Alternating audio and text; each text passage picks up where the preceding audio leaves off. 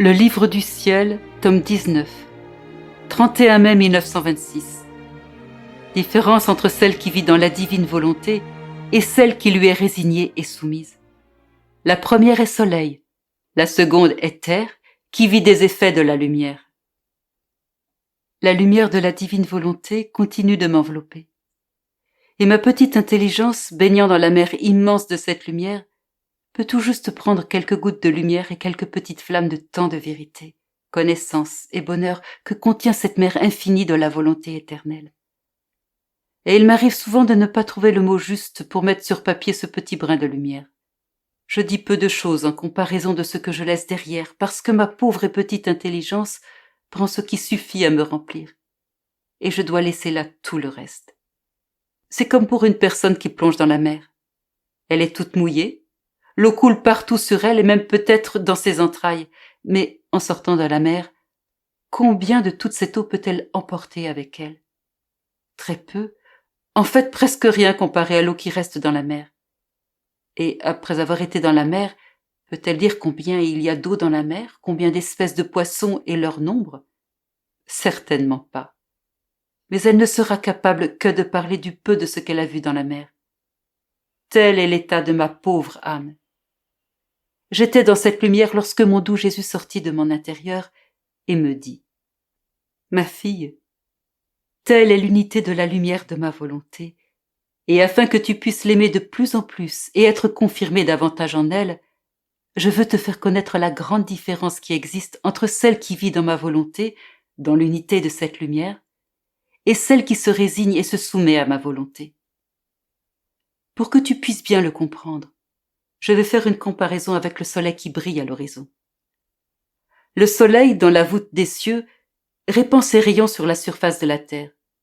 Regarde, entre la terre et le soleil, il y a une sorte d'accord. Le soleil touche la terre et la terre reçoit la lumière et le toucher du soleil. En recevant le toucher de la lumière, se soumettant au soleil, la terre reçoit les effets que contient la lumière et ces effets transforment la face de la terre. Ils la font reverdir, ils la font fleurir. Les plantes se développent, les fruits mûrissent et produisent beaucoup d'autres merveilles qu'on ne peut voir sur la face de la terre, toujours produites par les effets contenus dans la lumière solaire. Mais en donnant ces effets, le soleil ne donne pas sa lumière. Au contraire, il préserve jalousement son unité et ses effets ne sont pas durables. Par conséquent, on peut voir la pauvre terre tantôt en fleurs, tantôt nue, qui change presque à chaque saison et subit de continuelles mutations. Si le soleil donnait à la terre la lumière avec les effets, la terre se changerait en soleil et n'aurait plus besoin de mendier les effets, car contenant elle-même la lumière, elle deviendrait propriétaire de la source des effets que le soleil contient. Telle est l'âme qui se résigne et se soumet à ma volonté. Elle vit des effets contenus dans ma volonté. Ne possédant pas la lumière, elle n'a pas la source des effets contenus dans le soleil du vouloir éternel, et par conséquent cette âme ressemble presque à la terre, tantôt riche en vertu, tantôt pauvre. Elle change à chaque circonstance.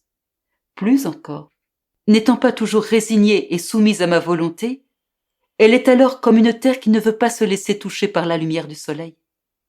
En fait, si la terre reçoit ses effets, c'est parce qu'elle se laisse toucher par sa lumière, sinon elle resterait déserte, incapable de produire un simple brin d'herbe. C'est ainsi que fut Adam après le péché. Il perdit l'unité de la lumière et par conséquent la source des biens et des effets que contient le soleil de ma volonté.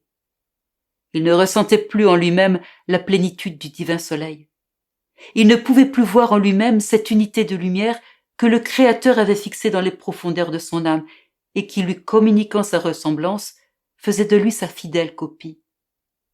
Avant le péché, comme il possédait la source de l'unité de lumière avec son Créateur, chacun de ses actes était un rayon de lumière qui envahissait la création tout entière et allait se fixer au centre de son Créateur en lui apportant l'amour et la réciprocité pour tout ce qui avait été fait pour lui dans la création tout entière. Il était celui qui harmonisait toutes choses et formait la note d'accord entre le ciel et la terre. Mais, après son retrait de ma volonté, ses actes n'envahissaient plus le ciel et la terre comme des rayons, mais ils rétrécissaient presque comme des plantes et des fleurs dans le petit cercle de son champ. Perdant ainsi l'harmonie avec toute la création, il est devenu la note discordante de toute la création. Oh, jusqu'où est-il descendu et combien il pleura amèrement la perte de l'unité de lumière qui l'élevait au-dessus de toutes les choses créées et faisait d'Adam le petit Dieu de la terre. Ma fille, tu peux comprendre, d'après ce que je t'ai dit, que vivre dans ma volonté, c'est posséder la source de l'unité de lumière avec ma volonté, avec la plénitude des effets qu'elle contient. Ainsi, lumière, amour et adoration s'élèvent en chaque acte de la créature, et comme la lumière solaire, envahit et harmonise toute chose et centralise tout en elle-même. Et comme un rayon de soleil, elle apporte à son Créateur la réciprocité pour tout ce qu'il a fait pour toutes les créatures et la véritable note d'accord entre le ciel et la terre. Quelle différence entre celle qui possède la source des biens que contient le soleil de ma volonté et celle qui ne vit que de ses effets. C'est la différence que l'on voit entre le soleil et la terre. Le soleil possède toujours la plénitude de sa lumière et de ses effets, il est toujours éclatant et majestueux dans la voûte des cieux, et il n'a nul besoin de la terre. Il touche toute chose, mais il est intouchable et ne se laisse toucher par personne. Et si quelqu'un osait fixer son regard sur lui, il l'aveuglerait de sa lumière. Par contre, la terre a besoin de tout et elle se laisse toucher et dépouiller. Et sans la lumière du soleil et ses effets, elle ne serait qu'une sinistre et misérable prison. Par conséquent, il n'y a pas de comparaison possible entre celle qui vit dans ma volonté et celle qui ne fait que s'y soumettre. Avant de pécher, Adam possédait bien l'unité de lumière, mais il n'a pas pu la recouvrer durant sa vie. Il a subi le sort de la terre qui tourne autour du soleil. N'étant plus fixe, il tourne le dos au soleil et forme la nuit. Pour lui rendre sa fixité et l'unité de cette lumière, il fallait un réparateur qui lui soit supérieur. Une force divine était nécessaire pour le rétablir. D'où la nécessité de la rédemption. Ma céleste maman possédait également l'unité de cette lumière, et c'est pourquoi, plus que le soleil, elle peut donner à tous la lumière. Il ne faisait jamais nuit en elle, et jamais il n'y eut une ombre entre elle et la suprême majesté. C'était toujours la pleine lumière, et par conséquent, à chaque instant, cette unité de la lumière de ma volonté faisait couler en elle toute la vie divine qui lui apportait des mers de lumière, de joie, de bonheur, de connaissance divine, des mers de beauté, de gloire et d'amour. Et elle, comme en triomphe, rapportait ces mers à son Créateur comme étant les siennes, pour attester de son amour, de son adoration et le charmer de sa beauté. Et la divinité laissait couler en elle encore plus de mers de beauté. Elle possédait tant d'amour que, comme naturellement, elle pouvait aimer et adorer pour tous.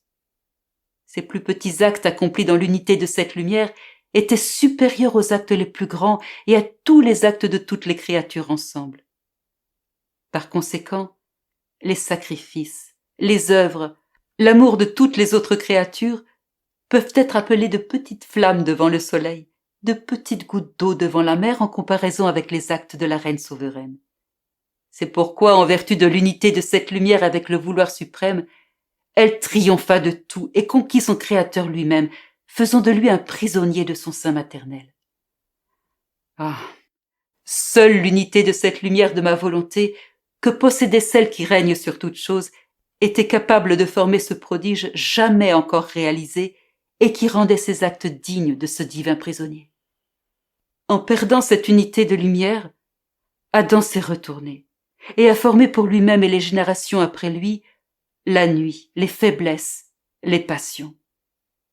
En ne faisant jamais sa propre volonté, cette excellente Vierge est toujours restée droite en face du soleil éternel. Pour elle, c'était toujours le plein jour, et elle a fait se lever le soleil de justice pour toutes les générations.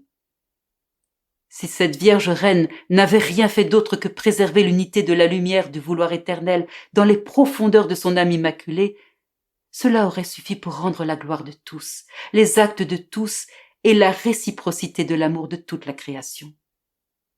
À travers elle, en vertu de ma volonté, la divinité sentait lui revenir les joies et le bonheur qu'elle avait établi de recevoir dans la création.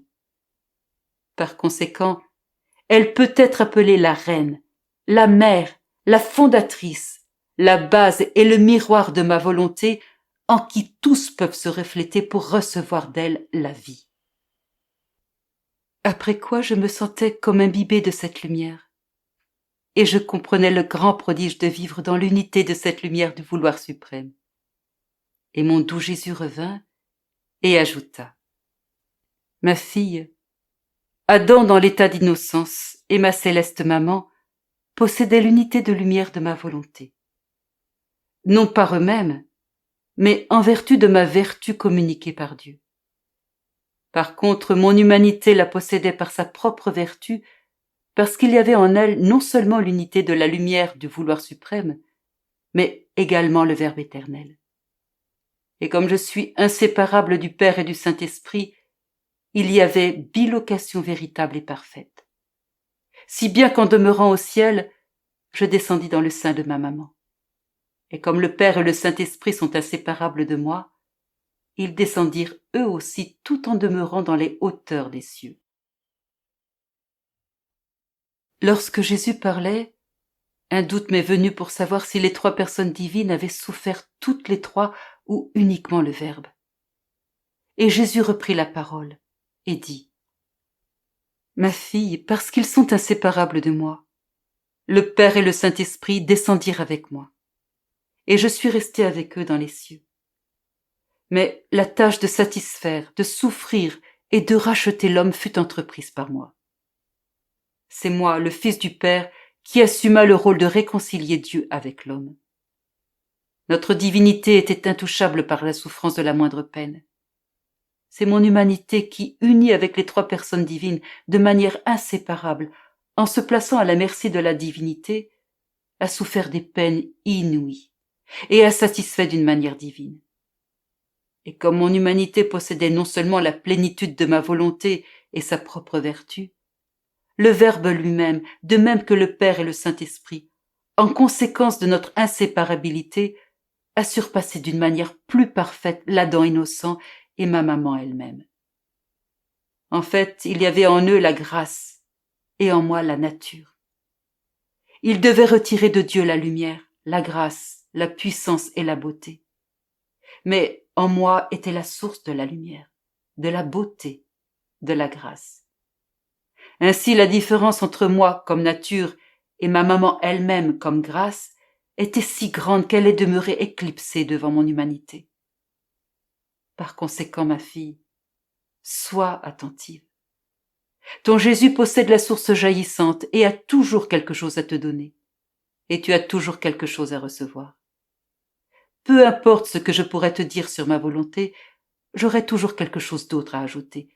Et ni ta courte existence en exil, ni l'éternité tout entière ne suffiront à te faire connaître la longue histoire de ma suprême volonté et à t'énumérer les grands prodiges qu'elle contient.